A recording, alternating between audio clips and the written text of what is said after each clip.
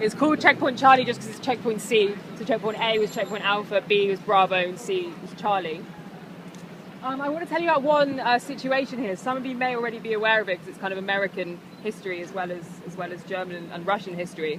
I told you the wall went up in August of 1961.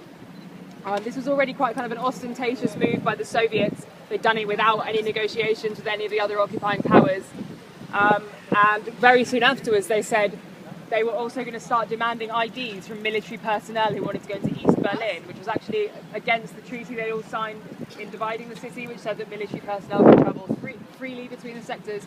But they said no, that didn't matter anymore. You're going to need ID if you wanted to come in.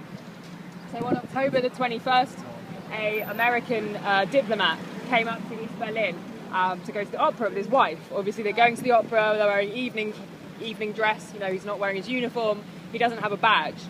But he's quite an important guy and he says he thinks that he should be let through. But the Russian officer on duty says, no, we told you, you're going to need ID to enter, you're not coming in.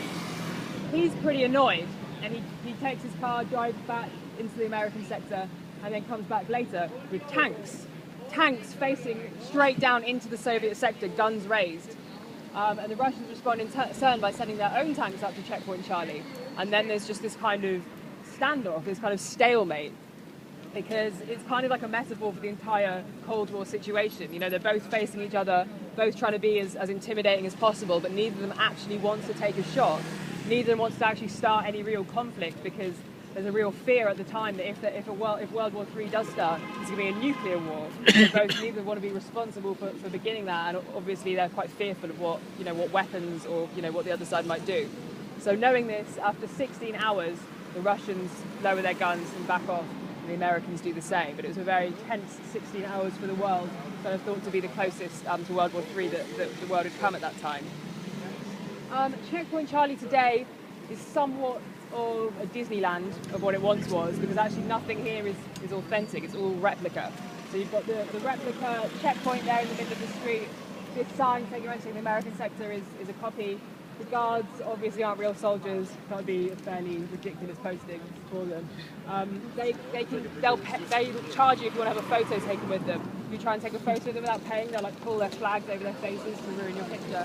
You can also pay them to stamp your passport with a replica East German visa, but because this isn't like an official stamp, in many places it actually invalidates your passport, so they're charging you to invalidate your passport for you, which is nice. The word on the street, supposedly, is that these guys are these Checkpoint Charlie actors by day and strippers by night. I don't know how or why those two careers came to be linked, but I can believe it.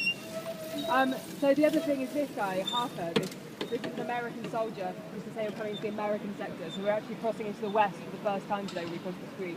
On the other side is a Russian soldier to say you're coming to the Russian sector. It's just kind of an art installation, it's not historically accurate. Harper here